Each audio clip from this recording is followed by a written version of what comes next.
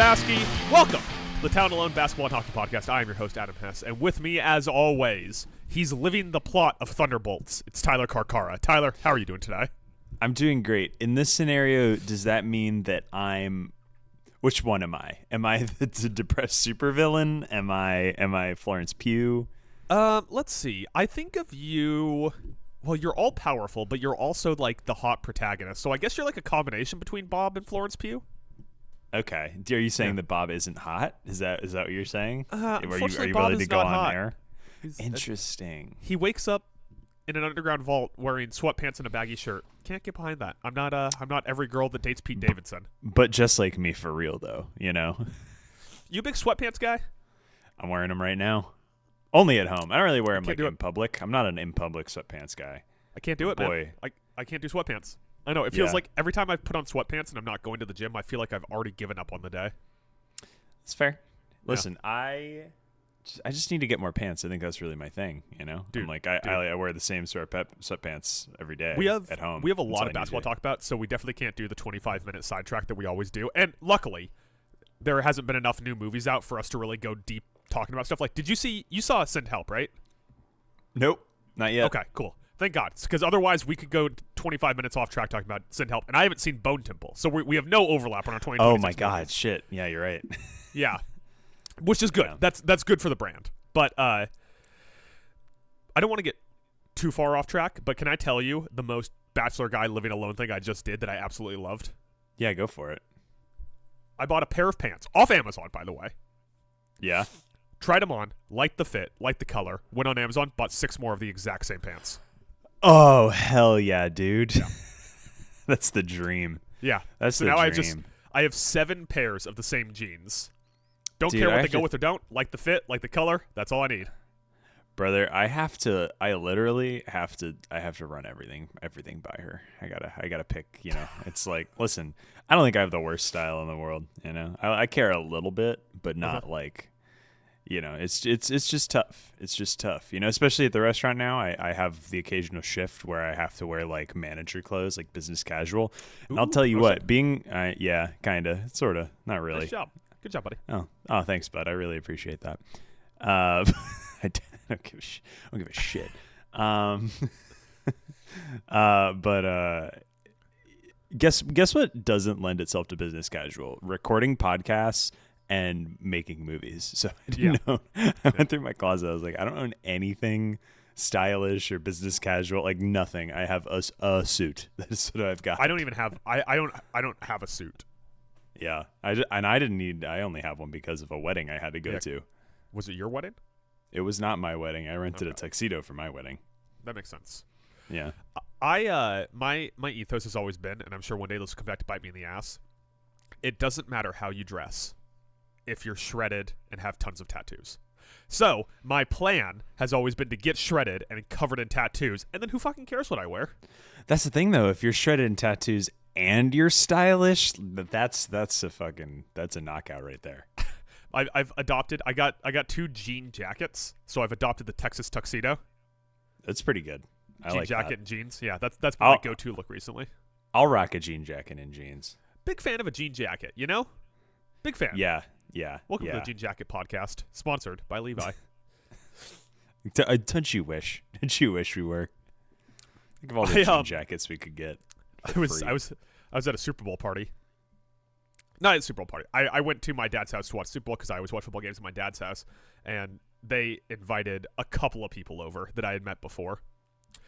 And so we talked with them for a little bit. And, you know, my style is to be a little bit self-deprecating. I also do not advertise that I am a 29-year-old white guy who makes 3 podcasts a week. I don't think that's something people want to talk about or that is particularly, not embarrassing. And so we're in the middle of the Super Bowl, and I'm talking with these people that got invited there. And, you know, Byron Murphy has 2 sacks, and I had given out on the podcast Byron Murphy 1+ sacks.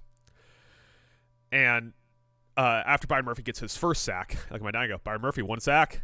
And he turns to the 2 people I'm there with and goes, yeah, he does a sports podcast. And I just like your felt dad the color fucking lit you drain up from my face. I was like, fuck. Your dad called your ass out. What are you doing to me? Oh, yeah. Just put me it's in a like fucking body bag. You know, the funny thing about that is like, even when you listen to like professional podcasters, even people who make a living full time off of it, they're like, I don't want to talk about this. It's embarrassing. I don't want to talk about that podcast. It is inherently an embarrassing thing that I spend, 20 hours a week doing at this point? You got to find a way to get those numbers down, dude. Well, there's research, right? Recording the podcast, which is the least amount of time I spend podcasting, is actually podcasting. Right. You need a producer. You need a producer editor. Who's going to produce better than me? I'm the best producer on the planet when it comes to this podcast. Who could do better than this, you know? No one has better segments than you, Adam. No one has better segments than me. Speaking of segments, Tyler Carcar of the podcast. You can't stop. The podcast doesn't even exist anymore. Stop it. What would you like to be? What would you like to be advertised as then from now on? Tyler Carcara, I can't even. I don't know. I got nothing. Tyler Carcar, co-host of BASKEY. Co-host of BASKEY. That's right. Co-host of BASKEY. We got to get into talking about the NBA here. We got to talk about basketball. I got a segment I didn't even list on the rundown that I got to slide past you here though. Tanking's been in the news recently. People are talking a lot about tanking in the NBA. Yeah, I figured. Both the Pacers and Jazz got fined less than $1 million a pop for resting healthy players. Yeah, we did it, Patrick. We saved the city. How much did LA just sell for? Like $12 billion? Yeah, something like that. Yeah, and the Jazz got fined $500,000 for resting their starters. Ooh, really gonna put them in the fucking ground. But everyone's been talking about tanking. And so I have a simple question for you, Tyler. You, as a core basketball fan, the audience the NBA needs to continue to sustain itself. Young, adult men who will buy things and watch basketball. Yeah, sure. Do you care about tanking at all? Well, listen, I watched the apex of the tanking thing when they just wouldn't put Jaren Jackson Jr. and Lauri Markkanen back on the floor against the Magic. Oh, yeah. Excellent. Yeah. And if I'm being completely honest, I didn't even notice that they didn't put them back on the floor because I was so pissed that the Jazz were kicking the shit out of the Magic up until that point.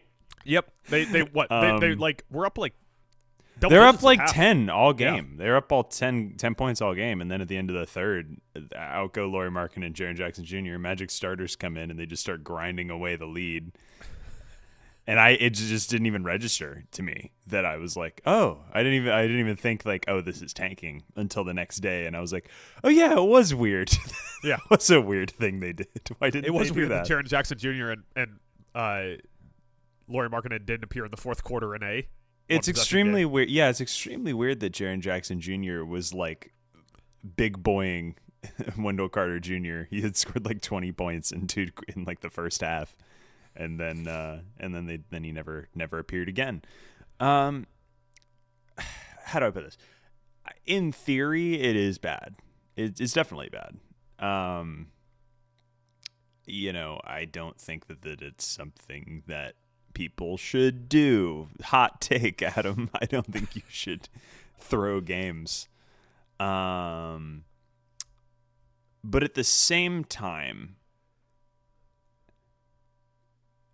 it's like, why wouldn't you? And then on top of that, it's like the volatility of the NBA today. It's like, okay, you can bench all your guys, but you still might win. You might hit threes, yeah. Yeah, your bench comes in and hits 1,000 threes, and you're like, shit. Because the guys on the floor are gonna play hard just because the starters aren't there. Yeah. It is annoying. I do find it annoying. Listen, this Jazz team, they were never going to make the playoffs. They're never going to make the play-in at this point. They have 16 wins or something like that. My issue is more along the lines of you traded for Jaren Jackson Jr. and then you're like, not this year though. We're pretending like we did it in the summer essentially. And basically, a few days ago, they announced that Triple J shut down for the season. Yeah, some knee surgery. Yeah, some knee surgery about some growth or something in his knee. That it is probably real, fine. But it wasn't. It looked fine a week ago. Yeah. Yeah. Is it like a hot take if I'm like, I kind of think Tanky's just fine? Yeah, it's like, yeah, it's kind of, It is a hot take. It is. It is in the sense of, at the end of the day, I think it's going to drive people away from the game. Listen, we're basketball sickos, so like, listen, would I rather have Jaren Jackson Jr. on the floor and watch the Jazz that way? Yeah, absolutely. But at the end of the day, like, we're in it to watch the good teams, and we're watching stuff no matter what. But like, I think, people like my dad, like, all they see when they turn on the game is like, oh, there's nobody I know playing in this game. I'm not interested. So they turn it off. And, how are you supposed to, if you're spending $300 on an NBA ticket to go to a game, and I know going to the games these days is less, it's like a drop in the bucket money wise for these guys or whatever, but still, Right. And it's like, you're spending money to go to the game, and you're like, who's going to be playing? Why am I going here? You can't market a league entirely on the stars and then just be okay with the stars not playing. So my kind of take on this is, I'm going to relate this to the All-Star game, where the All-Star game has got so goddamn convoluted that just no one cares, right? Yes. Like, they're trying to find a way to manufacture what the NHL did a year ago with the Four Nations. But the NHL is inherently a, like, jingoistic sport, where there is players legitimately from all over the world that care more about winning in their home country than care about winning in the NHL. That doesn't exist in the NBA. Like, the NBA is the show right now, and it has been since the 90s. Since the Dream Team, the Olympics haven't mattered as much. So international hockey, it makes sense to break these up by countries. Basketball, not so much. And so they've manufactured this weird 2 American teams and 1 international team, and they're playing this round-robin tournament that all takes place on one day, when, once again, the Four Nations not all take place on one day in the NHL. But it's just led to no one caring, because it's got so goddamn convoluted. And every solution I've heard to tanking, I think, hurts the NBA more by making it more obfuscated how we get to the point of a bad team getting good.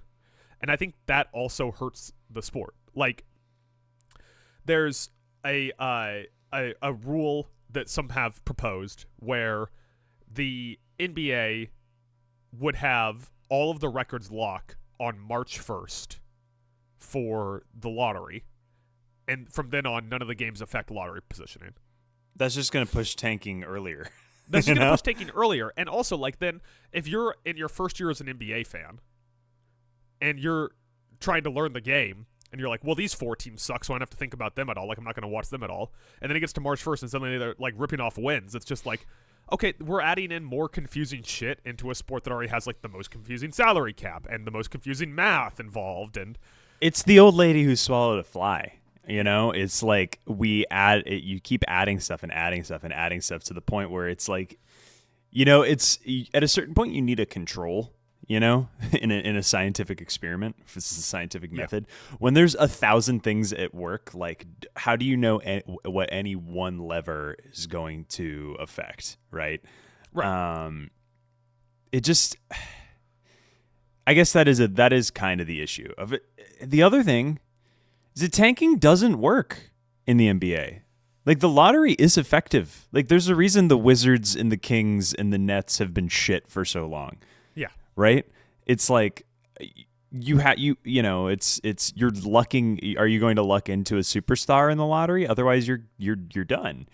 It's like, are you going to luck into getting SG? The freaking Thunder, the kings of tanking, their star staple player came to them in a trade. Yeah. Like, they didn't draft him. They didn't get him from tanking.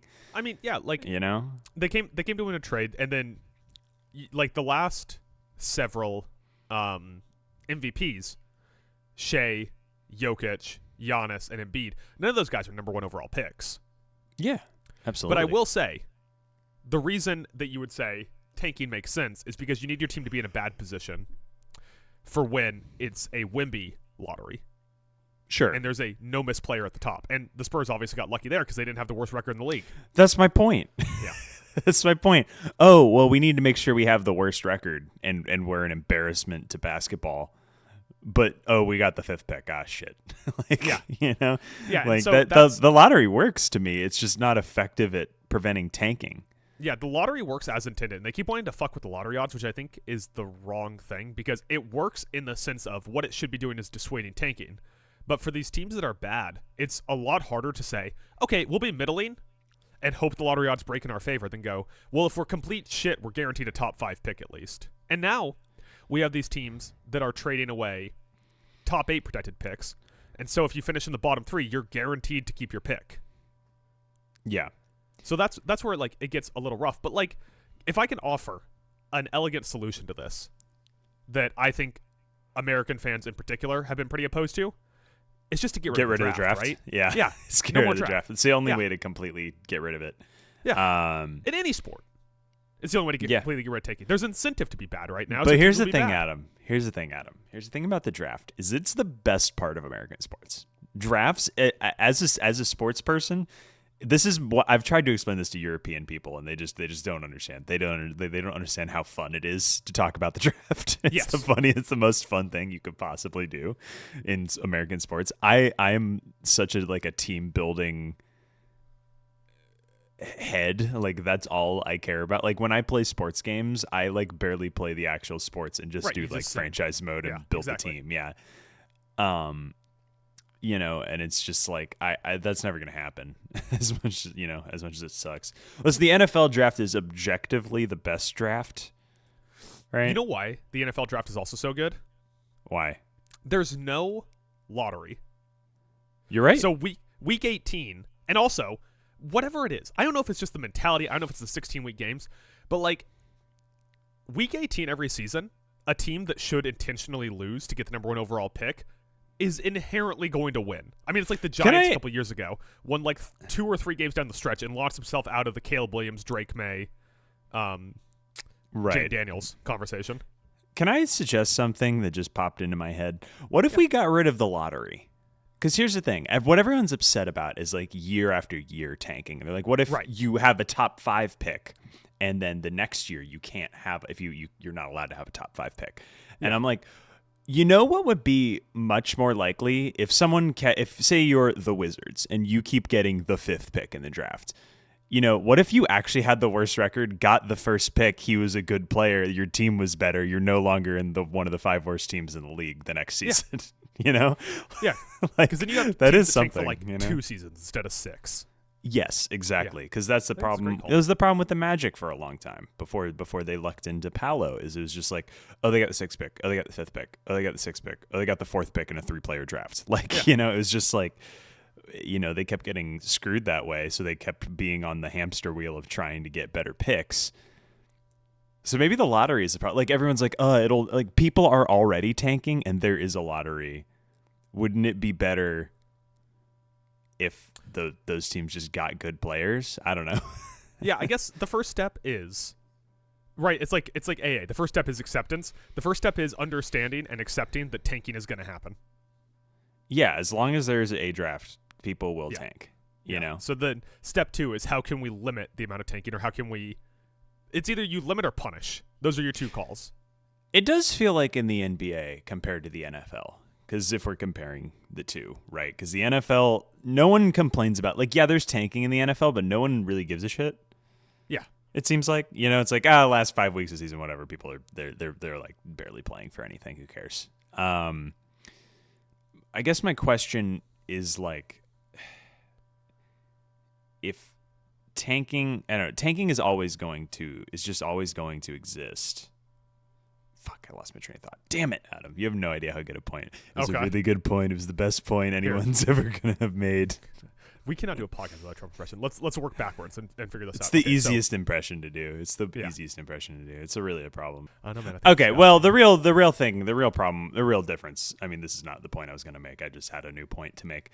The real difference is in the NFL, the differences in position kind of make the NFL draft what it is as well, where you're you could go 100 different ways with any given team, versus in the NBA it's kind of well, I guess if they have a center, you don't take a center, but outside of that, you just kind of take whoever the best player available is. The problem with the NBA is also one player can inherently change the fates of a franchise more than any other sport. The closest comparison would be quarterback in the NFL, but as we saw with like the Bengals, you can have a top 5 quarterback and still not even make the playoffs.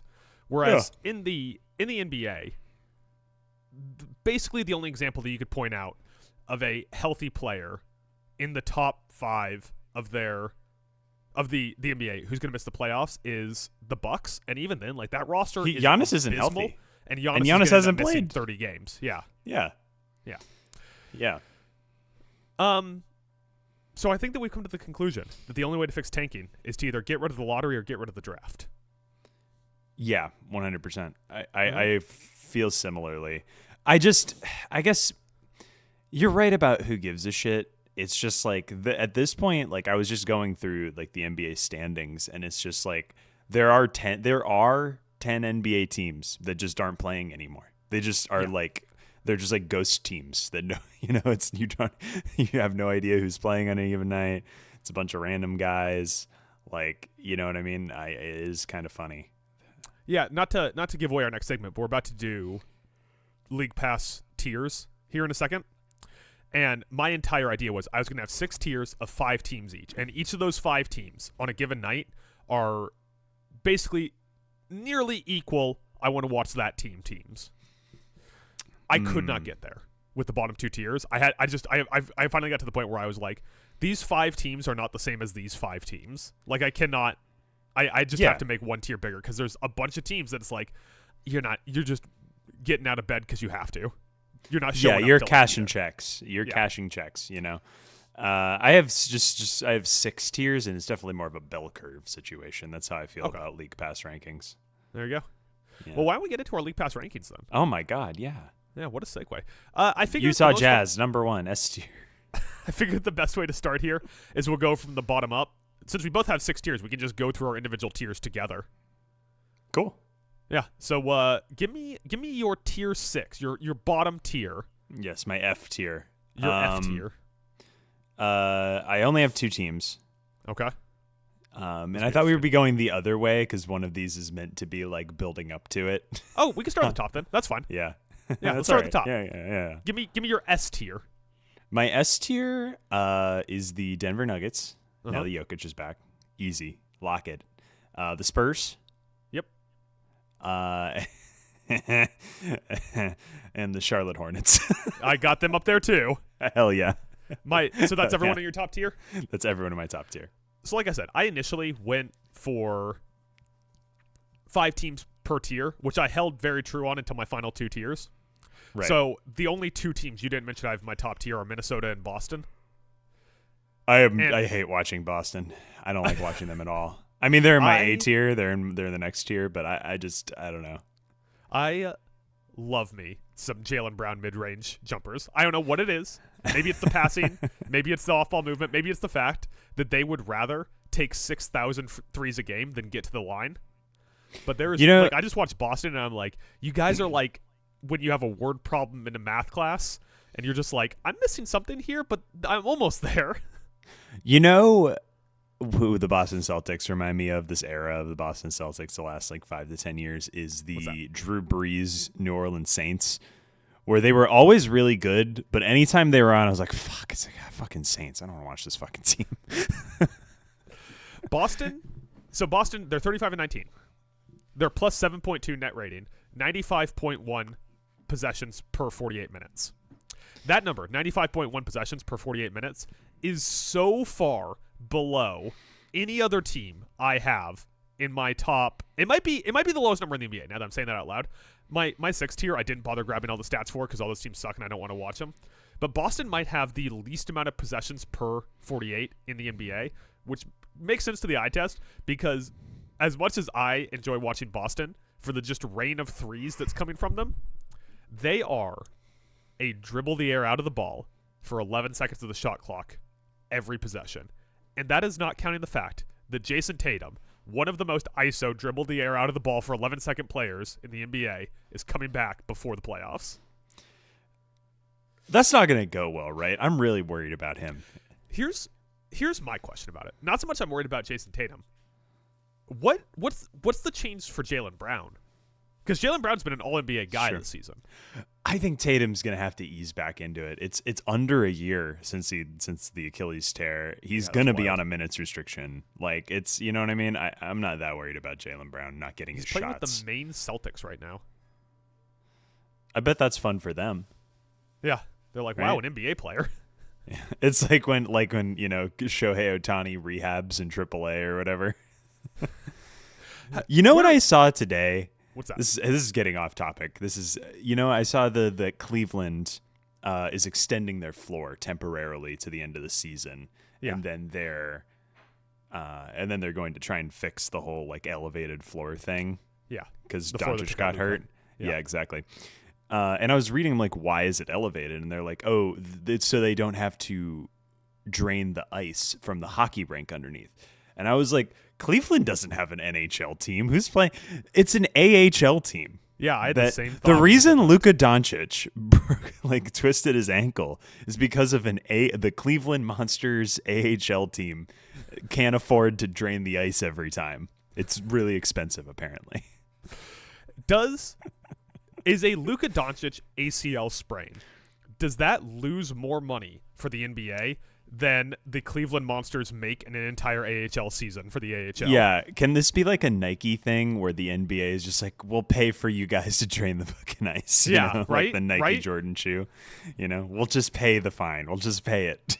Like, what are we doing, guys? Anyway, we can keep talking. So to finish up on Boston here, though. Yeah.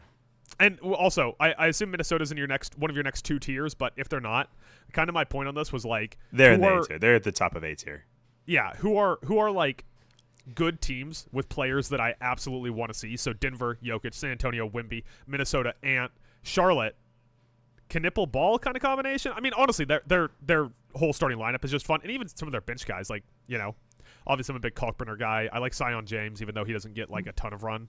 But wait till they get half the Bulls on the floor, Yeah. I mean, the only reason the T-Wolves and, a couple of these in Boston, these teams aren't in my S tier is basically, for me, S tier are teams where, like, they're the only teams that I will actively seek out outside of the Magic, where I'm like, I keep an eye on the schedule and I'm like, oh, they're on and I'm free, I'm watching that, Yeah. Versus A tier is if I flip it on, that's something I go to first, Got it. But I'm not like, oh, the Wolves are on, got to throw them on, and I have time, got to, You might find this hard to believe, but I very much am. Oh, the Wolves are on. I got to throw this on. Listen, by that logic, the Magic should be in my S tier. They're the team I've watched the most. All right, let's move on to your A tier. I like how you went with like Japanese gaming ratings. No, I did the tier lists, what people do where they're like, they rank fast food or whatever. Sure. I have no idea what you're talking about. I like how A tier. We are completely different kinds of nerd-ass dorks because you were like, yeah, like the way people on the internet rank things. And I was like, yeah, Japanese video games. I'll never forget playing that weird-ass Japanese video game in Chicago with you. Oh, yeah. That's a weird game. I was like, what Japanese video game are you talking about? And then it clicked. Yeah. Fuck, man. Next time you're in town, we really just got to hammer Modelo's and play some more video games. Yeah, that sounds good, dude. A tier: Rockets, T-Wolves, Suns, Celtics, Pistons. Rockets, T-Wolves, Suns, Celtics, Pistons. Rockets, T-Wolves, Suns, Celtics, Pistons. Okay, we have a lot of different teams here. Okay. For instance, Rockets. Okay, I not too bad. Hold on. Say your teams again. I'm losing track. Rockets. Let's just go one by one. Rockets. Yeah. Where do you have Rockets? I don't have them in my A tier. Okay. T-Wolves obviously I have is them higher. Obviously, for you. tier up. Yeah. Suns. Suns, I do not, but that's because the Suns have kind of fallen off. That's Devin totally Booker's been hurt. Devin Booker's been hurt. That's fair though. Celtics we already talked about, and then Pistons. Pistons, I only have this high because any given night someone might die. I think yes, that's true. That brawl, awesome. I don't. Everyone's like, it's an embarrassment for the league. I'm like, let NBA players fight. Yeah, I'd take fighting over tanking. Yeah. If we're talking about things I care about, tanking is way higher than fighting. I don't care. I just love that in that fight, if you found out there was a bench clearing brawl that led to like 17 games total of suspensions, I'd be like, wow, that's crazy. And then if someone said Ron Holland wasn't involved, I was like, fuck, what? That's insane. Yeah. I mean, but like, what were the odds? Like minus 10,000 that it was beef stew getting it started. Yeah. If you had just told me there was a brawl in an NBA game, I'd go, who'd the Pistons fight? Yeah, exactly. The only team we overlap on in this tier is Cleveland. So let's talk about Cleveland here real quick. I don't have Cleveland in this tier. Oh, who'd you have? Oh, Philly, Toronto? Okay, here's my tier. You tell me who we have. Yeah. OKC. Uh-huh. Cleveland. Nope. Philly. Nope. Toronto. Nope. And the Los Angeles Clippers. Disgusting. We don't overlap not a single one. That's crazy. Yeah, that is crazy. That is okay. crazy. Here, let me do this for starters. I totally get your OKC argument. OKC is very good on defense. 42 and 14 plus 11.6 net rate, 99. I'm just sick of watching them, dog. I don't care. I just don't care. They've been on TV way too much. Shai Gilgeous-Alexander has been hurt recently. They play swarming defense, and then on the other end of the floor, they get to the line a shitload. Listen, they're really good. They're at the top of my B tier. They're at the top of the very next one. They're like eminently watchable. They're a very good NBA team. I would never turn them on. I would never be like, let me fire up the Thunder. This is all about like I have an hour before work. Right. Who's on? What am I turning on? Like I'm right. being honest with myself. And the Thunder are just not in that tier. I'm not going to turn the Thunder on. I'm going to watch them all playoffs. I don't need to watch them. They went from being like, are they not only going to beat the Warriors record, but beat it by multiple games? To last night, they lost to the fucking Bucks without Giannis. That team is good. They beat the Magic earlier this week. They beat the Magic, then they beat the Thunder. What's going on? What's going on there? Ryan Rollins, man. Yeah, Ryan Rollins. That's what's going on. Yeah. Kyle Kuzma, you know? Yeah. Okay, Cleveland.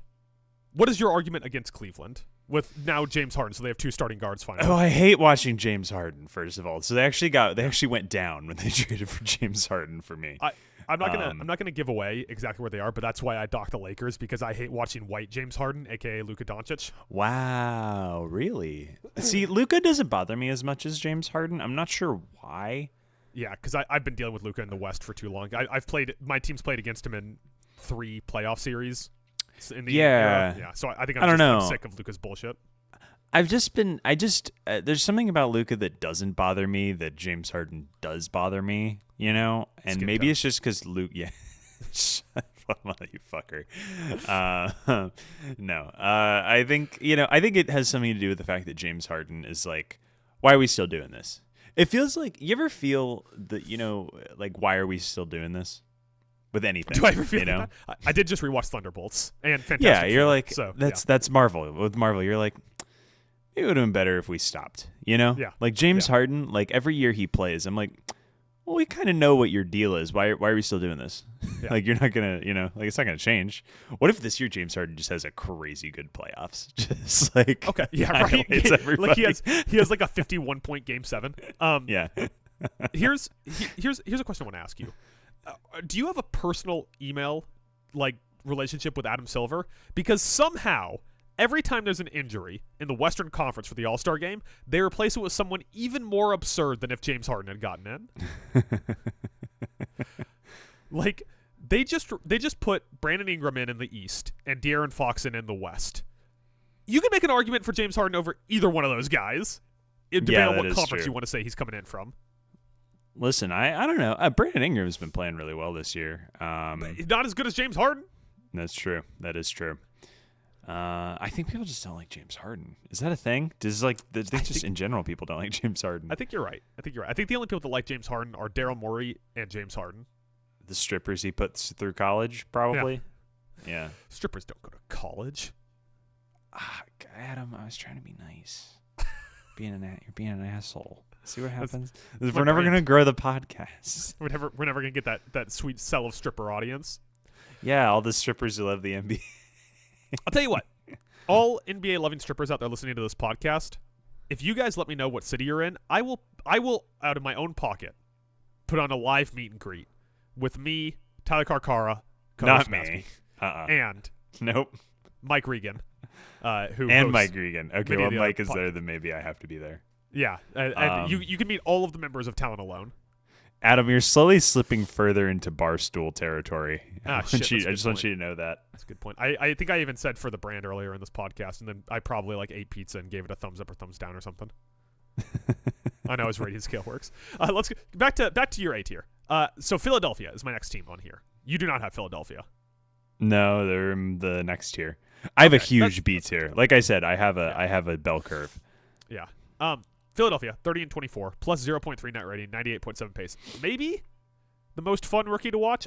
It's either him or Knippel. I get Flag's very good. He's not as fun to watch as Knippel or oh my god, not Dylan Harper, not Ace Bailey. What the fuck is his name? Not Tyrese Cooper Maxey. Flag? VJ No. Edgecombe? That's VJ what you're talking Edgecombe. about? Thank you. Jesus. I was like, I couldn't even tell who you were going to refer to. Yeah. Not as much fun to watch as VJ Edgecombe. VJ Edgecombe is like just a missile that sometimes disappears for stretches of games. But he is super athletic, hits threes, plays next to Tyrese Maxey. I don't know, man. Philly's a fun team. I like Philly. Embiid's, once again, hurt for a little bit, but it doesn't seem too serious. Like I said, B tier. I have them in the next tier. I rock with them. They're good. I just, I'm not getting me out of bed. Toronto. I also have them in the next tier. Okay, I won't quibble too much. We don't need to stick on that. 32-23, plus 1.5 net rating, 98.4 pace. They're just like a good team. Yep. We'll run into. Like, we'll talk about them a little bit later for our League Pass letterbox. But yeah, they're just running well. They're going to be a great second round 7-game series elimination team. It's going to be a lot of fun to watch Toronto in the postseason. Are they though? I feel like the East is still so weird. You think they can make the conference finals? Yeah, it could be. It's really gonna suck when the finals is like Thunder Celtics. Everyone's like, "Oh my God, what's gonna happen?" Yeah, people are like, "What's gonna happen? Look at all these teams. Who's coming out of the East?" It's the fucking Celtics again. Yeah.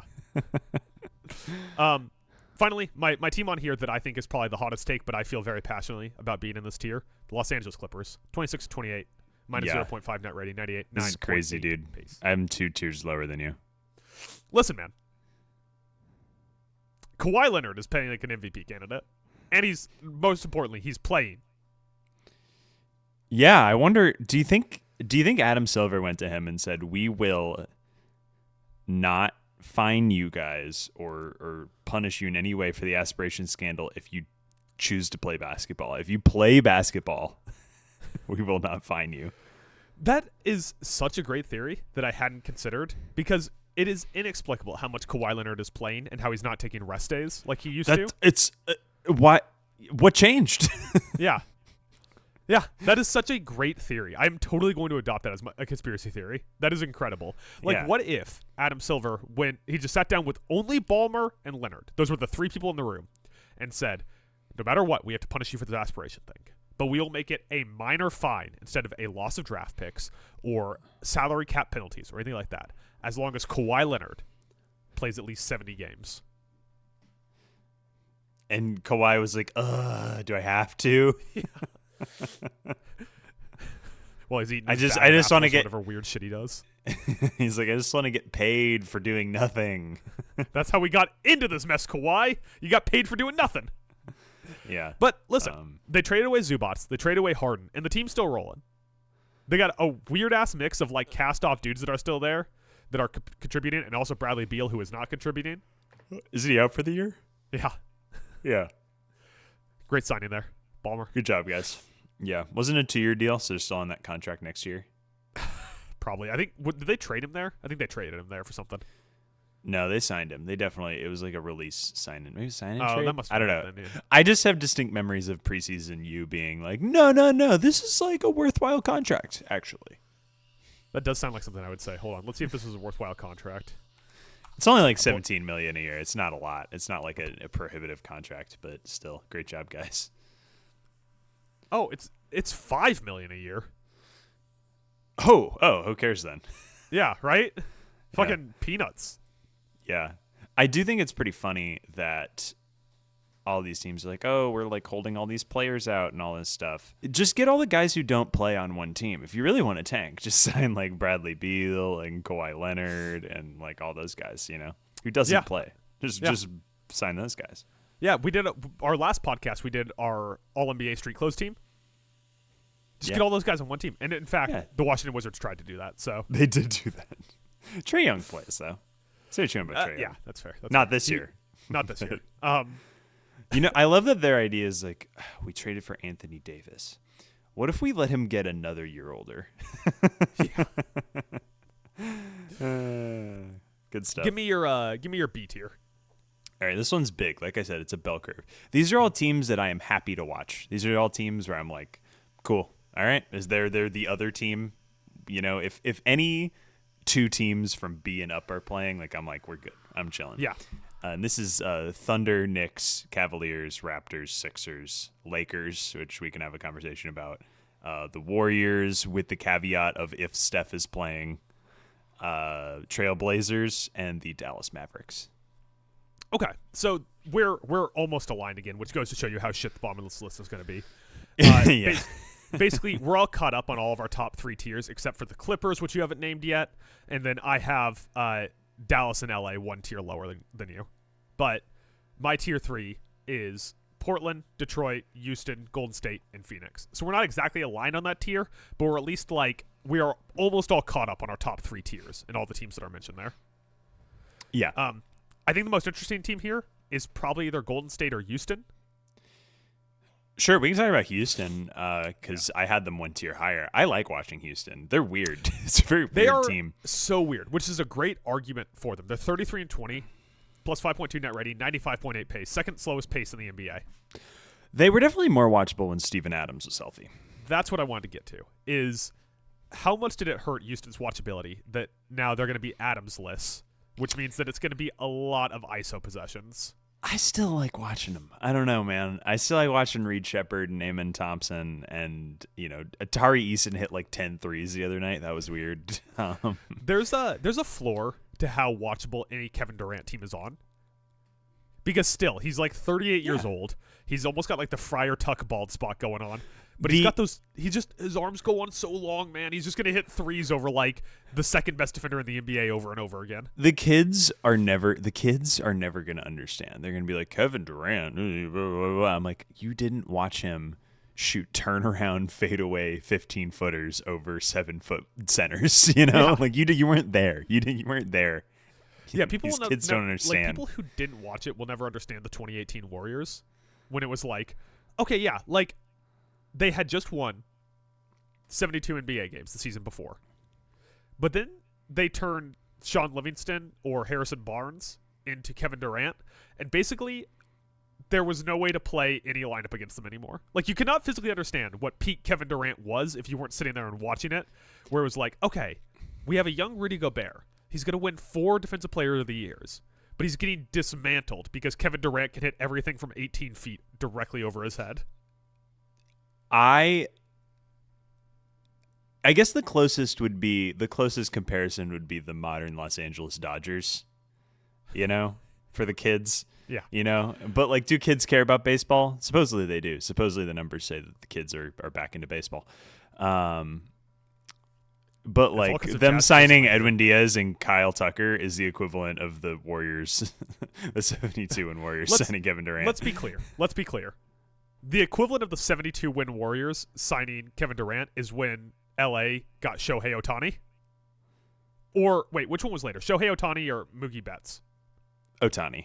Okay, yeah. So when they got Ohtani, that was the equivalent of the 72-win Warriors. It would be like if then the death lineup Warriors were like, you know what? Actually, we want Dwayne Wade. Yeah, we're also gonna have Dwayne Wade. We're gonna get Kyrie Irving and Dwayne Wade now. We're also gonna have them. Yeah. They're about to. There's gonna be a huge lockout in the MLB this season. There's gonna be like a whole thing. Yeah. If we could do a little MLB talk in the middle of this. First off, when it comes to the MLB, I have no true rooting interest. I root for the Cubs because I live 2 blocks away from the Cubs Stadium. Yeah.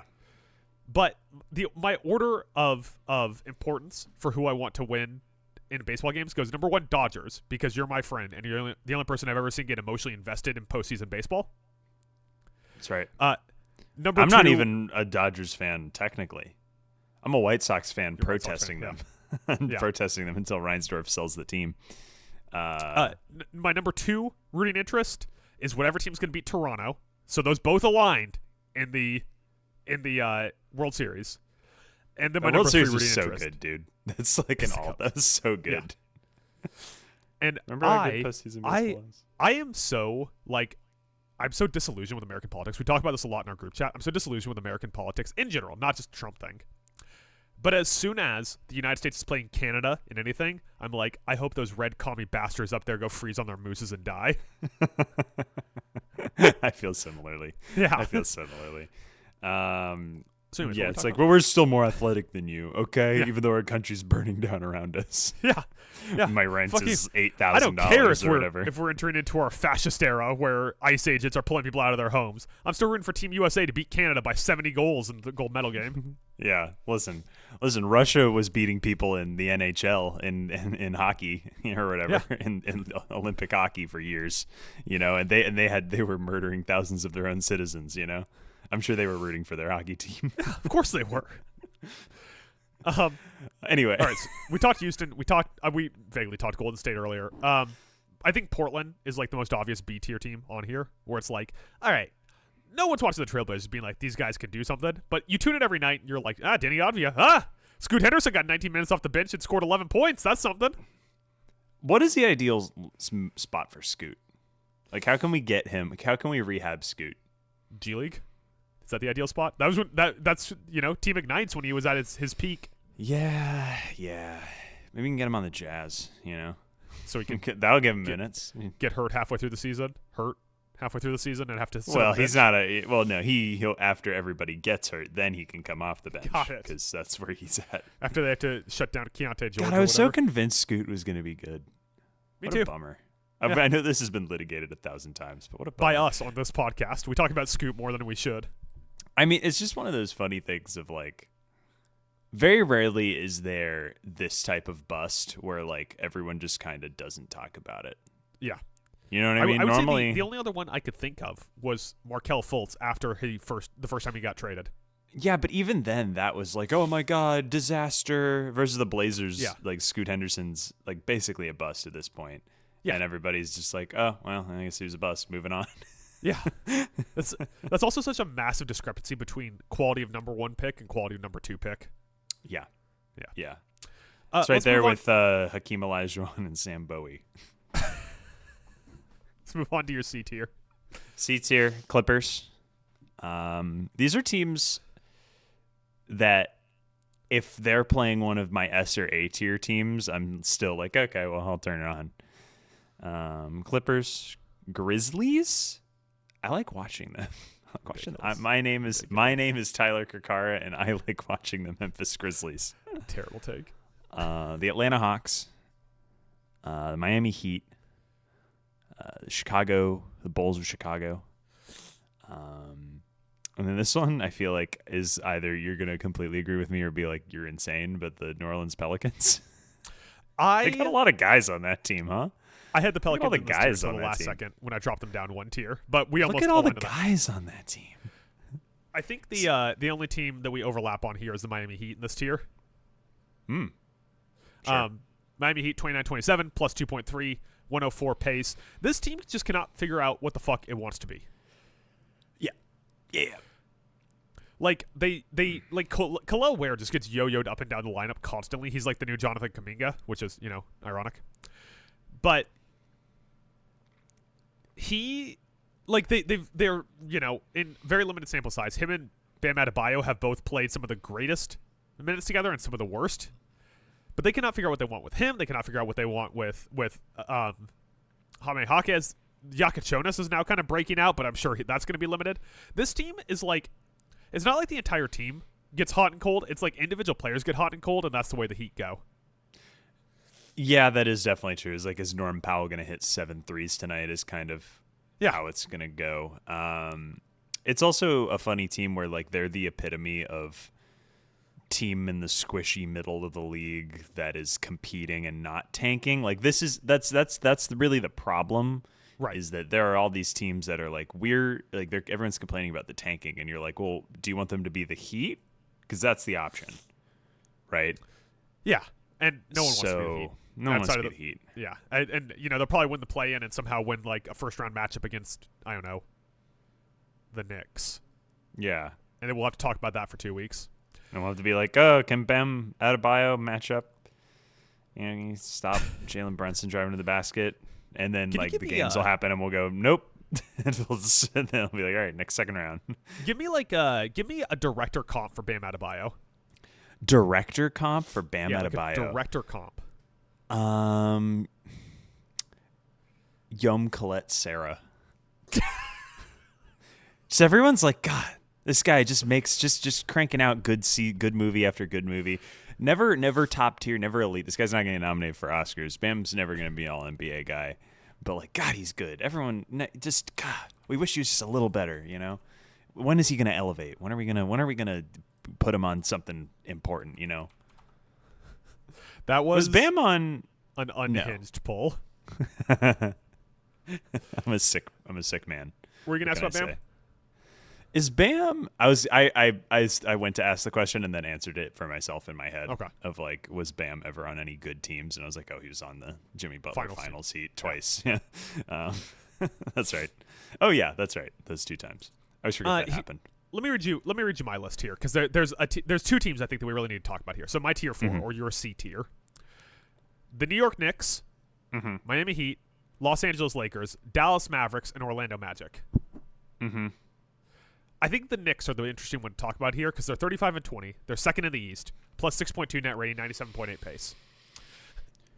Having the number 2 team in a conference this far down probably shouldn't happen with the way I did my tiers, but also, like, the Knicks are exhausting and sad to watch almost every night. Yeah, they are. They kind of started to turn it around, though. They're not a disaster anymore. Right, and, like, it's a problem, though, when you're like, they started turning it around. Jose Alvarado's playing good minutes for them. Like, that's a problem. I love Jose Alvarado. It's such a good get for them. GTA, Grand Theft Alvarado. Yeah.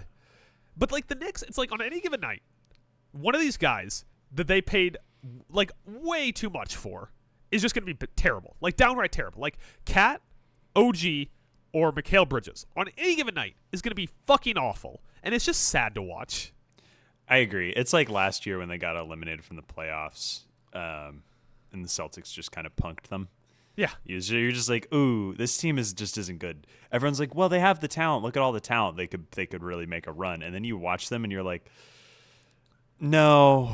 I mean, they're good. They're definitely better. Just by pure talent alone, they're gonna win. See what I did? Talent alone. I'll go kill myself. Sorry.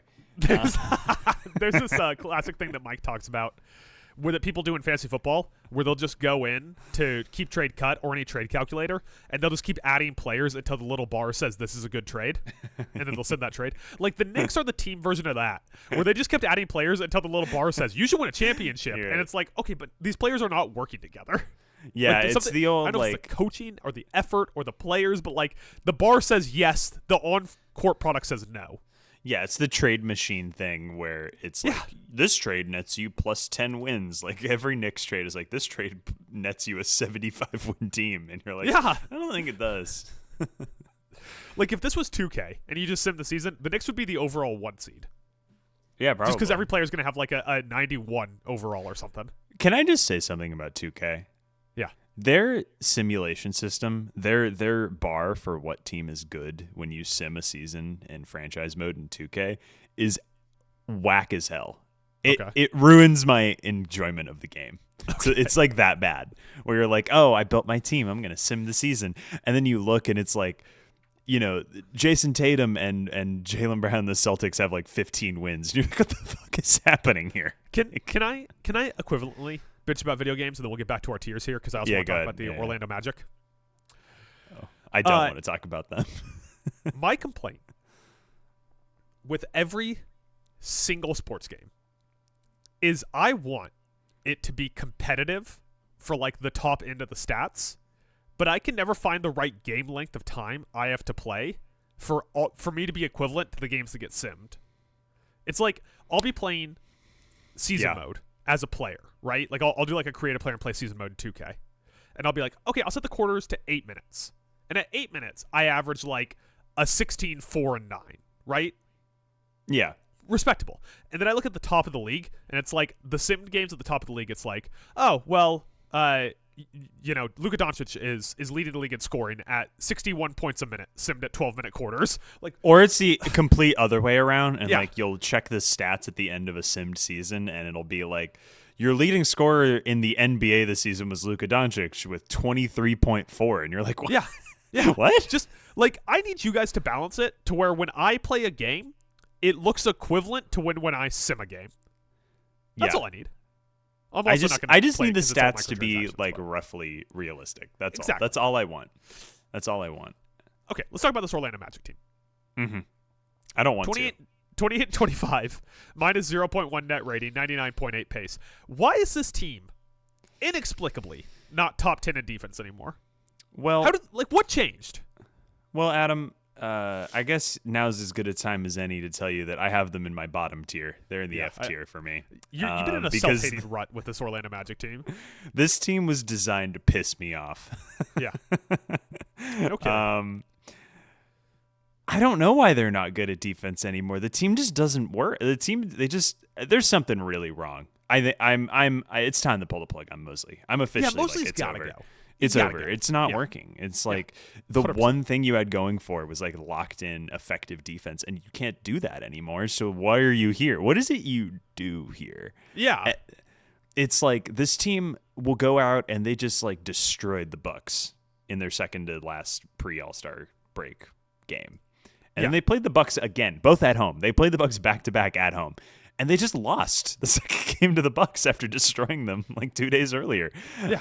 Like no Giannis Bucks. I'm like, what are we doing?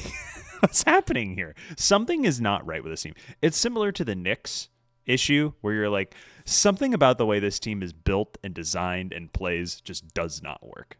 And is not replicable. It is not consistent. Like I am of the opinion, people are like, oh, should we trade Paolo? I'm like, can we see them with one new coach? Can we get one new coach in here just to see it first, and then we can talk about trading Paolo? Like, I don't know how much coaching changes actually have an effect in the NBA, but I will simply say, of the Magic, if you just trade Jamal Mosley for Taylor Jenkins, like, the team is definitely solidly off talent a top 5 Eastern Conference team. The team should be an easy lock top 5 Eastern Conference team. Like, if you want to be like, oh, what's Paolo's ceiling? How do Paolo and Franz mix together well? I don't know. But they're like losing to the Bucks any given night. Any given night, they could lose to any team in the NBA. Yeah, and like the inexplicable thing about their defense. Chris Paul announced his retirement. Oh, well. NBA legend Chris Paul announces he is officially retiring from basketball after 21 seasons. Water is wet. Do you immediately have any Chris Paul legacy thoughts? Can we get him on the Magic for one more for the rest of the season? Can he teach Paolo and Franz how to run an offense? I don't know. It's bad, dude. I don't want to talk about Chris Paul. I don't want to talk about it. Although I would rather talk about Chris Paul than this fucking Magic team that wants to take years off my life. I just can't. You know what it is? It's just like I came off the euphoria of the Bears season where it was the most fun I had watching a team ever, maybe. Which is funny because I think in our first season running this podcast, you were the opposite, where you were apoplectic every Bears game and then enjoying every Magic game. Yeah, it was. It fully. That's my point. Is it fully flipped on me? Where the real problem is the Magic are about as good as they were 2.5 years ago. Like 2 to 3 seasons ago. They're the exact same team. There's no they're the exact how are they the exact same fucking team? I know, and it's crazy because like every offseason, I feel like they bring in something where you're like, that's a big upgrade. Like this year, Desmond Bane and Tyus Jones are supposed to like fix a lot of the ills. Even this year, like Anthony Black is like a legit dude. This is my point. Anthony, the fact that this team is not winning games is quite frankly like so damning for Jamal Mosley. They lost that Bucks game, and I don't want to keep honing in on one game, but they lost this Bucks game this week. Desmond Bane hit 8 threes. Yeah. Like, we're like, oh, well, they get a shooter. If you told me this year that Desmond Bane would be, I mean, he hasn't been shooting quite as good. He hasn't been shooting as bad as everyone wants to make it out to be. He's been pretty hot lately, like the last month or two. Kind of last back 10 to games, normal for him. 48% from 3. Yeah, exactly. He's kind of back to normal. He just had kind of a slow start. But like if you're like, oh, you get just like a solid, like as expected Desmond Bain season, and Anthony Black takes this real jump into being a legit guy, it would be like, and I would be like, oh wow, are we like a 2 seed or are we a 1 seed? Like, what's going on? Yeah. And it's like, Paolo just stopped being good at basketball. He's markedly worse this year. Like I like watching him, like he is just not as good. He's not scoring. Yeah, He can't like his jumper got worse. He's missing jumpers worse than he ever did. What the fuck is going on? Yeah, and like we've been talking about, like even the defense fell off, which should be the one reliable thing with this lineup. Or like you have like Franz. We added Desmond Bain and Anthony Black are good. Both those guys are good at defense. Yeah, I know, man. I think that this is the most obvious coach change candidate in the league. The concern is, who will they hire next? Because if it's not a needle moving guy, like if they just, I don't know, who's the fucking guy that Detroit signed for $10 million that was so bad that they fired him after a year? Oh yeah, Monty Williams. Yeah, Monty. Yeah.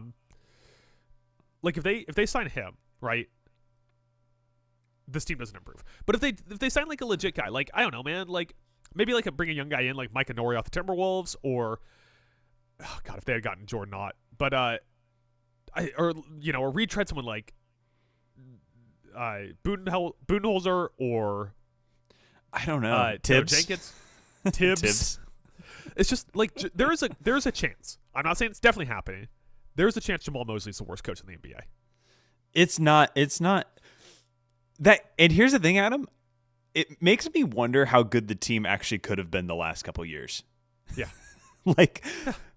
The fact that you're sitting there and you're like, oh, well, they just need a shooter. Like, wow, they're on the come up. And you're like, were they actually being held back? Were they actually like really good, and not like, you know what I mean?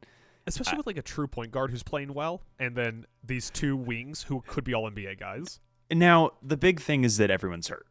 Yes, Everyone has been hurt all year. Always. We like coming out of this is really the bar for whether Mosley is going to get canned is they're going to keep him to the end of the season, obviously, at this point.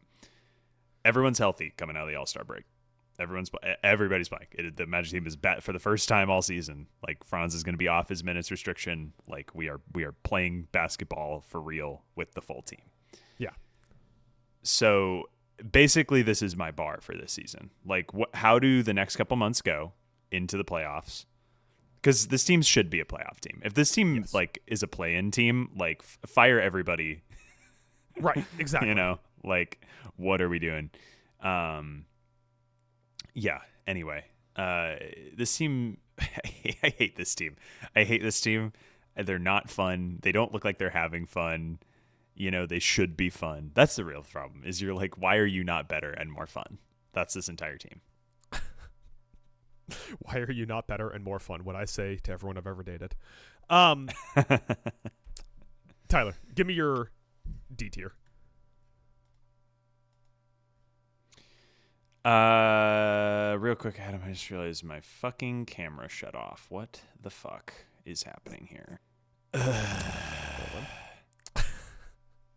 Well, it sounds like it's going to be an audio only podcast, and I still apologize have a video for that. But it'll just be my face on there. Send me whatever video file you do end up having. Obviously.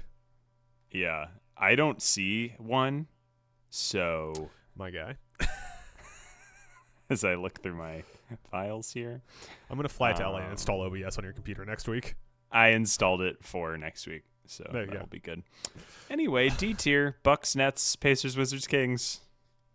Bucks, Nets, Pacers, Wizards, King. I have most of those teams in my bottom tier, so we'll get there. My D tier or tier 5: Atlanta, Milwaukee, New Orleans. Only 3 teams. I think the one worth talking about here is New Orleans, who you had up higher, and I think is a very fun team. Team's got guys. Yeah. No team has guys. Pelicans. Yeah. They're not good, but they got Trey guys. Murphy, Patrick Queen, Jeremiah Fears is enough to tune in. Yeah, and then, the off chance you get a cool Zion highlight. Yeah. Zion had a great assist to someone else. It might have been Sadiq Bey the other day. And I was like, fucking can we just move into an era of like, yeah, Zion's immobile, he can't jump anymore, but what if he just becomes like the best passer in the NBA? What Zion's going to be so good on the Kings, dude. He's going to be sick. They're going to love him in Sacramento. And Sabonis is going to be terrible on the Pelicans, so it works out for everyone. Yeah. Or like New Orleans is 15-41, minus 5.7 net rating, 100 possessions per 48. And still, like every time New Orleans is on, no matter who they're playing, I'm like, if they got like a quad box going on with New Orleans, I'll put that on. Yeah, 100%. The Bucks get dinged in my rating because Giannis doesn't play. Yeah, exactly. Yeah. Nets. You talk Nets. I have Nets in my bottom tier. Mm-hmm. Like I said, my bottom tier is it's a bell curve, so I only have 2 teams in my bottom tier. It's the Jazz and the Magic. The Magic. Jesus I have the Magic Christ. in the bottom tier. No one has brought me less joy. So like, listen, if I'm just being honest, no team has brought me negative joy. F tier is the teams that have brought me negative joy, and that would be those 2 teams. Yeah, here's my bottom tier, my F tier. Memphis, Chicago, Indiana, Brooklyn, Utah, Sacramento, Washington. I think the one that we have to talk about here is Chicago, who you had like 3 tiers higher than me. Please make the Chicago argument. Memphis and Chicago. Memphis and Chicago I have higher. Give me the Chicago argument. What's the fucking Chicago argument? I looked deep into my heart, into my soul, and I would realize I'd rather watch them than the Bucks, Nets, Pacers, Wizards, Kings, Jazz, and Magic. Who is it that you're tuning in to the Bulls to be like, oh, what if this guy has a good game? Buzelis. That's it. It's just fucking Buzelis. I like Giddey. I like Giddey too. Giddey's fine. The entire ship is made out of Buzelis. You were tuning in for a guy who's going to play 19 minutes, hoping that he goes off. And I do the same shit. I will watch a Bulls game because I'm like, oh, what if Buzelis goes off tonight? It's also like I'll fire it up just to be like, who's on this team now? I don't know. Yeah. It's Buzelis and Giddey, and I don't know who else is on this team. Rob Dillingham. That's right. And Fernie Simons. You wanna do a quick Utah talk here, and then we'll get out of our league pass tiers? I feel like we talked about Utah a lot earlier with the tanking stuff. Yeah. Because man, it's tough. It's tough to watch Utah. Indiana. It's so bleak. When everyone's healthy, that first half, they played everybody in the first half of that Magic game. They were like, they had life and were entertaining to watch. It was like Ace Bailey was doing stuff. It was like the lineup was like Keontae George, Ace Bailey, Markkanen, Jaren Jackson Jr., and gosh, see, that's the problem with the Jazz. I can't think of their next guy. Yeah, exactly. But yeah, it's like I was like, I don't know, those 4 guys on the floor. I'm locked in. I'm engaged. I think that they have the edge over Indiana for being unwatchable because at least Indiana, you tune in, you know every game you're getting like Pascal Siakam. Is Zubats going to play for them this year, or are they doing the year. Anthony Davis thing? They're doing the Anthony Davis thing. He's not going to play there this year. That should be illegal. That's the thing that pisses me off. We're like, we traded for this guy, and he's shut down for the year. You're just like, why can't you just have like a handshake deal to do this after the season so Zubats can keep playing with the Clippers? Like, I don't understand. Anyway. Any more thoughts on the league pass tiers? We'll get into this. Part of one of my Letterboxd reviews. But like a lot of the league is really good. Yes, is really entertaining. Yeah, I would say I have to get into my tier 5, not even tier 5, tier 6 before the legitimate entire tier is teams I don't want to watch. Yeah, it's literally I have 1, 2, 3, 4, 5, 6. There's 7 teams that piss me off to watch. Yeah. 23 teams, even some of the and some of those teams are bad that I do like watching, but like they're going to expand the league, and the bottom tier is going to expand. It's going to balloon. Exactly. They're going to team to Seattle and Vegas, and those teams are immediately going to go into tier 6. So the next thing I want to talk about here, and we're going to kind of link this into the conversation, and unfortunately because we talked about team tiers for a long time, which you'll know from having listened to the podcast. I say listening because to watch the podcast, you would only be getting one face cam. Until this point, I started rolling again. So if you want, there you go.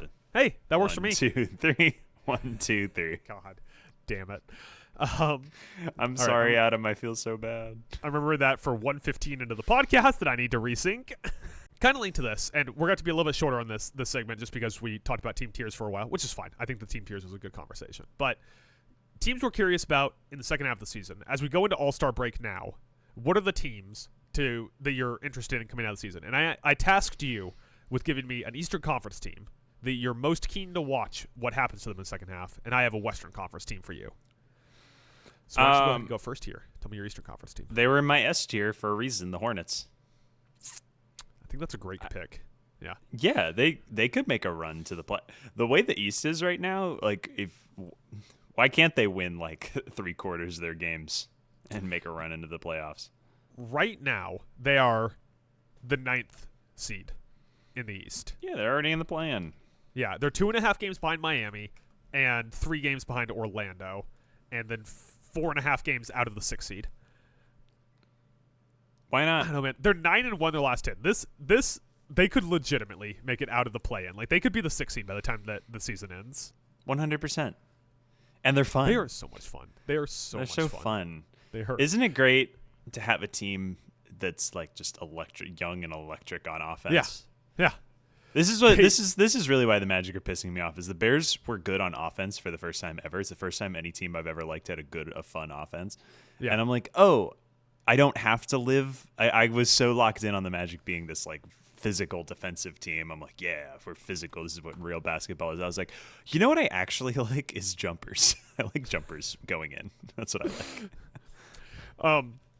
I think also an interesting aspect when it comes to the Hornets is they have the 17th remaining strength of schedule in terms of difficulty. So 27 games left against teams that are right around 500. So they're going to get a lot of soft games. They have 2 against the Kings, 1 against the Wizards, 2 against the Pacers, 1 against the Nets, and then the Mavs and Grizzlies each with a game. So we get a lot of games they should definitely win. However, second half of the season, they do have to play the Celtics 3 times. That's tough. Do you think they'll like? It's not the Pistons. Do you think? Well, that's the thing though. Is like Jason Tatum will come back and the Pistons will like re-tear his Achilles or whatever. Isaiah Stewart will bring a knife on the court and hamstring him or whatever. Yeah. Yeah. I don't know. I'm here for it. At the very least, they might host a play-in game. That'd be cool. Yeah. If we had a team talent for basketball, I don't know how it wouldn't be the Hornets. I like game 1, I was texting you my sicko Ryan Kalkbrenner takes. Yeah. And I think that they've been my most watched League Pass team outside of Minnesota this year has been Charlotte. For sure. They've been a lot I of would fun. agree. They're a great, fun, good team. Good job. Good job, Charlotte. You did it. Great summation. My team also should not come as much of a surprise. The Los Angeles Clippers. Ew. So we've already litigated a lot of this, so we don't really need to burn through it. But they trade Harden and Zubac at the deadline. And they seem completely unconcerned with the first-round pick they're sending to OKC because if they lose, they lose. If they win, they lose. Is this just because they beat the Timberwolves last week? Or are you just like, be. wow, There's they're really good? Yeah, there's a chance that's it. But like Kawhi Leonard's been like an All-NBA guy, and they have John Collins, Chris Dunn, and I wrote down John Collins twice, which obviously I didn't mean to do. But John Collins, Chris Dunn, and someone else who I meant to talk about here, who are all vying for the same minutes. Yeah. And like all 3 of those guys, it's like, really, those guys? But then you watch them and it's like, oh fuck, they can play, man. Yeah, like they just got a lot of dudes who can play. Like I totally get in retrospect the Harden trade. We don't know when Garland's gonna be back, but I get the Harden trade. The Zubac trade that hurts their chances, I think, more than the Harden one. Even though he wasn't the same guy he was last year. Do you know that this season Kawhi Leonard is averaging a career high in points? That is outrageous. He's also playing like once again like all defense level defense. He's played 41 games this year. That is more than last year.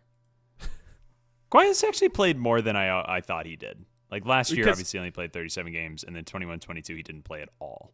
Yeah, he played like 11 of the first 20 games or something like that. Like he missed like 9 games in a row, and then since then they've been on a tear. But even throughout his career, I'm like, everyone talks about him like he never plays. He's every season except for the one he missed entirely, like the 2 big injury seasons, he played at least 50 games, you know? Yeah. It's not like he had like a lot of like Ja Morant where it's like 30, 45, 27 or whatever. Right. You know? So they have 27 games left with an average opponent win percentage of 47.3% of games. So they have a very easy strength of schedule left. They're like 27th in the league in terms of how easy their strength of schedule is. Right. And no matter what, they're going to be a play-in team. They have a 6-game lead on Memphis for the 10th spot right now. My question for you is, if they make it out of the play-in, say they're either 10 or 9, and they have to play 2 play-in games and they make it out, how many games would you give them against OKC? Their starting lineup right now is Chris Dunn, Derek Jones Jr., Kawhi, John Collins, and Brook Lopez. Yep. Brook Lopez is slow. He's very slow. There's a guy named Yannick playing for this team. Yeah. Yannick Ngakoue. He plays for the Baltimore Ravens. He plays for the Baltimore Ravens and the Los Angeles. His name is Yannick Conan Niederhauser. Oh, yeah. Kobe Sanders is off the bench. Jordan Miller's off the bench. And then I think most importantly is Benedict Mathurin is a nice bench piece. Who they just traded for. One game. I give him one game against the Thunder. So you would say that goes 5 games, that series? Yeah, but like a brutal 5 games where like Kawhi's going crazy. Yeah. Right? Yeah, like if both teams are fully healthy, what is like the point differential at the end of that series? It's got to be tight. I think Yeah. this team is at least good on defense, at least. Yeah. Whether they can score, I don't know. That's a good question. Because Brook Lopez is not going to hit 5 threes in the playoffs like he did against the Rockets. What do you mean? He's so slow getting back on defense. He gets wide open threes when they get a steal and throw it down to the other end of the court. Yeah, exactly. Is he the number one like gets full court heaves because he's still at the other end of the court guy? With Anthony Davis injured, yes. Anthony Davis was the king of because Zion? Anthony Davis also Zion. Yeah, Zion's not a bad pick too, but Anthony Davis would Embiid is also in this category of every time he went up for a shot, he would fall over somehow. Yeah. So the ball would go the other way. The Mavericks would get a steal, and then there's just Anthony Davis standing under the basket. You could just lay it up. Yeah, 100%. So those are our 2 yeah. curiosity teams, unless you have any more Clippers thoughts. No. Let's move on to our Letterboxd reviews for our League Pass games we had to watch for the last 2 weeks. Those games are our only good game we agreed on was Timberwolves at Raptors on February the 4th. Our bad games were absolute banger. Were Sacramento at Washington on the 1st, the Pacers at the Bucks on the 6th, and Sacramento at New Orleans on the 9th. So let's just go in chronological order here. Let's start with the Sacramento-Washington game on the 1st. The Wizards win 116-112. What was your Letterboxd review for this one? I gave this one 4 stars. It was pretty good. I give it 3. And my review is Will Riley, my name is Will Riley, and then a space, and it says me, who? ? Okay, this is ridiculous because I did almost the same format. So here's my Letterboxd review. Like I said, 3 stars. In asterisk or with the little asterisk on the outside of it, like to show action. Will Riley, game sealing 3-pointer. Announcer, DC3. Audience, crickets. Repeat. That's so funny. Yeah. Will Riley, good job, Wizards. Wizards, good job. Yeah, you know what? Good job, Wizards. You know who's going to get butts and seats for you guys? Will Riley. Yeah, apparently. Yeah. So chronologically, our next game would be our good game, Timberwolves at Raptors, which ends with a Wolves win 128-126 after outscoring Toronto 34-22 in the 4th. What is your Letterboxd reviews? 5 stars. 5 stars. And my review is, I alluded to this earlier, and the review is so crazy how every NBA regular season game is either the perfect representation of a beautiful sport or a horrifying nightmare fuel that impends the end of life as we know it. That's where the NBA is right now. Every game is like a straight banger like this one, or it's like, God, why do we even play sports? What are we doing here, guys? Just going to lay on the floor and stare at the ceiling instead. The Spider-Man meme where like the helicopter's crashing and he's like walking slowly. You know what I'm talking about? Yeah. So I gave it 4 stars. I'm stingier with the stars than you are, apparently. That was a good game. It was a That's great a game. perfect regular season game. It was. I just got too stingy with the stars, I think. I think you're right. But I can't go back now. I already gave it 4 stars. It's already logged on my NBA Letterboxd. We should do that. How would we do that? Do you This know is how we develop get. This is no. See, this is a good idea. This is how we get more people to watch regular season basketball. Oh yeah, and baseball. absolutely. That's a great call. Letterboxd alone is probably getting people to watch movies more than anything else because just to juice numbers. People love juicing numbers. It kind of gamifies watching movies. If I could not have made a ranked list of all 37 Marvel movies, I would not have rewatched all 37 Marvel movies in the last 2 months. Yeah, but one that hypothetically people could see too. Like you could make one on Google, like on a Google sheet or whatever. If I couldn't have copied and pasted it in our group chat so that you guys could go, you got Thor Dark World too high or whatever, like I would not have done it. No chance I would have done it. Yeah, absolutely. All right, reach out to someone you know who knows how Seriously, to develop apps. could you rank like, oh, I watched this game. You're like, oh yeah, the Super Bowl got the most like logs, but like, you could see like, wow, Adam was watching Wizards, Sacramento Kings. What a sicko. We just need a good title. We need a good title for this, and reach out to someone. My review.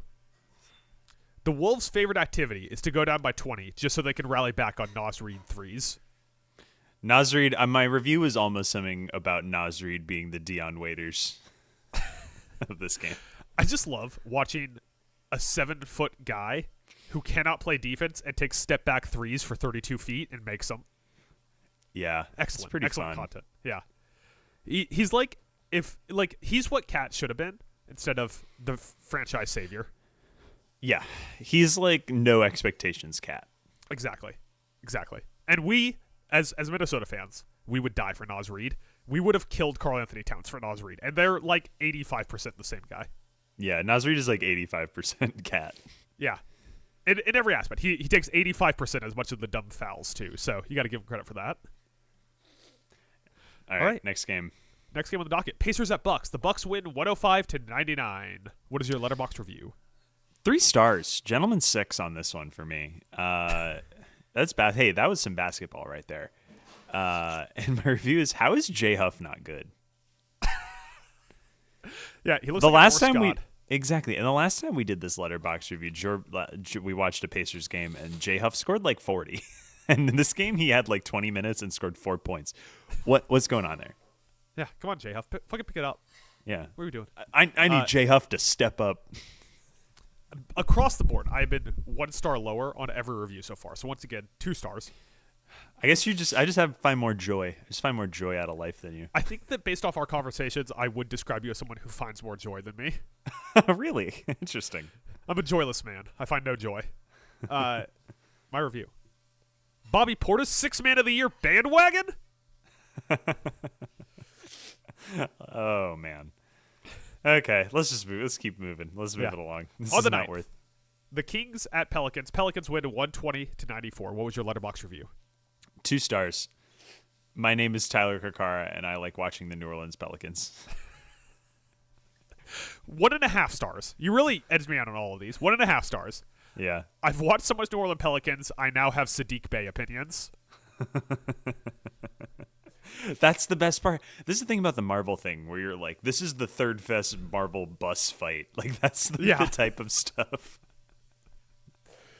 My Sadiq Bey opinion, if he made 1 more 3 per game than he makes right now, the Pelicans could have traded him for 2 firsts. Yeah. Pretty good. All right, those were our Letterboxd reviews for the last 2 weeks. Now we have to do our Letterboxd review for the 8 days in which we have games. Oh, yeah, that's right. Very minimal games. February 19th to February 26th are the days we are reviewing here. When you're ready, I can give you my list of best games. If I can say the word games. Games. It's so you ready? bad, dude. Yeah, go ahead. On the 19th, Nuggets at Clippers. I don't have that. Yeah, I don't have you're not that got one. Clippers. On the 20th, another one you won't have. Cavs at Hornets. I do have that one. Ooh, someone who hates the Cavs wants to watch the Cavs. I don't hate the Cavs. I have them in tier 3. They're just fine. They're perfectly fine. And the Hornets are an S tier team. It's the Hornets versus a good NBA team. I'm in. A sicko best pick that appeals to both of us. Also on the 20th, Nuggets at Trailblazers. Nuggets at Trailblazers. I don't have Nuggets Trailblazers. I don't know why. On the 22nd, 76ers at T-Wolves. Sixers, T-Wolves. Nope. I don't like And- watching the Sixers. I know. On the 25th, Spurs Pistons. Spurs, Pistons. I do have that. Yeah. There you go. Any We got games you two feel passionately good games about? to watch. That's better than I wanna normal. We usually have mention- one. I want to mention Rockets Knicks on the 21st. Is that a league pass game? Yeah. Okay. I'm gonna veto it. I don't like the Rockets enough. Okay. I think I have both those teams pretty low. I might have them in the same tier. Yeah, both those teams are. Oh, Knicks are tier 4. Houston's tier 3 for me. Yeah, you don't like either of those teams, and I like both of them. So Yeah. it's just the years of being like Stockholm syndromed into liking like slow physical basketball Yeah. by the Magic. Yeah. Let's go to the worst games. We are unfortunately going to have a lot of these, I think. On the 19th and 20th, back-to-back days, Pacers at Wizards. I also had it back to back. Oh no. We got to watch both those. We got to watch both of those. I don't want to. We have to. That's so bad. Back-to-back days. What is that second game going to be? Oh my God. Will Riley is gonna ascend to godhood on court, and no one will know. The surreal Will Riley is gonna get he's gonna get raptured in the middle of the game, and no one will know. Do you guys hear that? Like 3 weeks ago, Will Riley got raptured on a back-to-back against the Pacers. No, I didn't hear that. Is he back? No, he's just gone now. Yeah, he's just he gone. got He's in raptured. heaven. Yeah. He got raptured. My way too specific prediction for this on the second game on the 20th, Bilal Coulibaly triple double. Hell yeah, dude. All right, on the 20th also Jazz at Grizzlies. I like watching the Grizzlies, so no. Thank God. On the 23rd, Kings at Grizzlies. I do not have this one because I like the Grizzlies.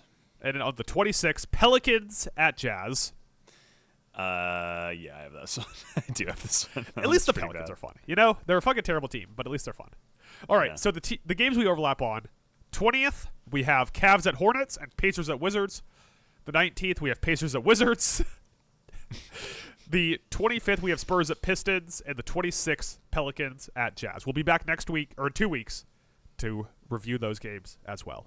Can I shout out one that I just hate? That I just hate this game. Heat Sixers. Why are we still doing this? Why are we still playing Heat Sixers? We've seen Heat Sixers. Why are we still playing Heat Sixers? What does this do for the greater good? What does this do for the greater good, Adam? Nothing. All right. Well, that's all I got. Any final thoughts there? You sure you don't have any Chris Paul thoughts? Seems like people don't like him very much. It sure does seem like people don't like him very much. Where does he rank in terms of best NBA players without a title for you? Probably 2 behind Charles Barkley? 4. 4? 4. We're 2 and 3. I don't know. I'm just going to go with 4. I'll figure it out later. See, that's the thing about takes. You put out the take and then you find the evidence. Without a ring, real quick, go in. Carl, it sounds as though you're putting in Karl Malone and Elgin Baylor ahead of Chris Paul. I'll put Elgin Baylor. So Chris Paul's 3. John Stockton, you can put John Stockton ahead of Chris Paul. Nah, fuck the Jazz. Okay, well, you put Karl Malone ahead of him. No, Patrick I'm Ewing? saying Karl Malone isn't ahead of him.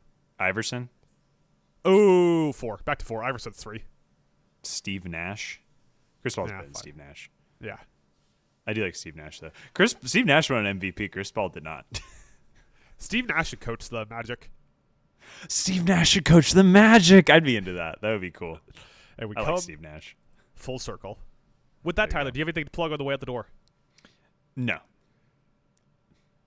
All right. Well, socials are in the show notes and on your screen either now or shortly. Townalone.com for anything that we record or write. Come back next week to listen to our next Town Alone podcast, and we'll be back on Saturday and Sunday to cover the next 2 Olympic Games. Everyone go check out our new app. We don't have a name for it yet, but you can log your sports watches. So you can prove Letterboxd how much for of a sports. tape grinder you are. There you go. Yeah, be sure to check out our new app. It does cost $9.99 to download, and no, we will not give you any preview images. Let's get out of here.